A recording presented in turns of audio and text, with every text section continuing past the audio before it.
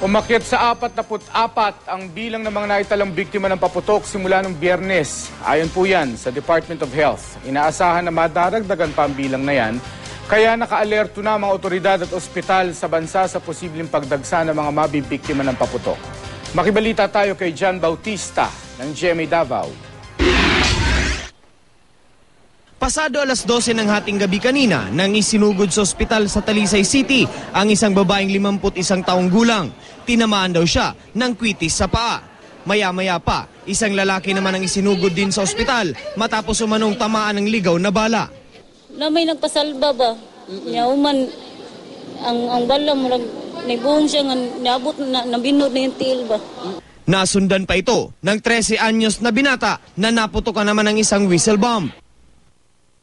Sa Legazpi City, Albay, sugatan ng 11 anyos na babae matapos maputukan ng pikolo. Sa Dagupan City naman, 2 na ang naitalang biktima ng paputok.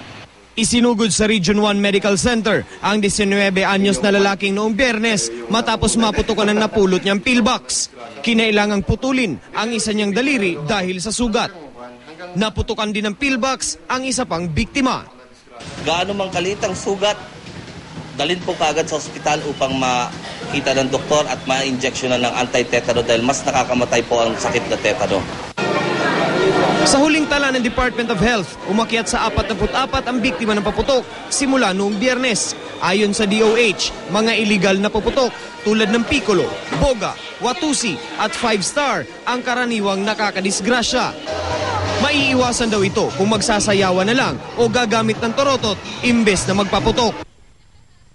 Pero may ilan na tila ayaw sumunod sa paalalang ito ng DOH. Gaya na lang ng isang binatilyo sa Kidapawan City na nagpaputok ng boga kaninang hating gabi.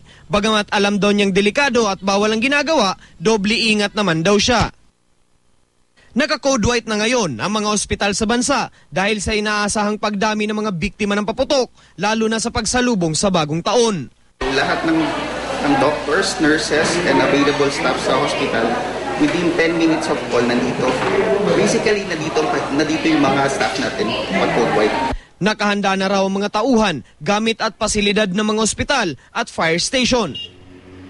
Muli naman pinaalahanan ng Bureau of Fire Protection ang mga nagtitinda ng mga paputok na dapat may tubig, fire extinguisher at buhangin sa mga tindahan na mabisang pamatay ng apoy. Minsan nag-aapon sirang cigarette butts, and then to protect, ayan, may net kami. Saro yan sa mga requirements kang sa fire. John Bautista, Nagbabalita, Pilipinas.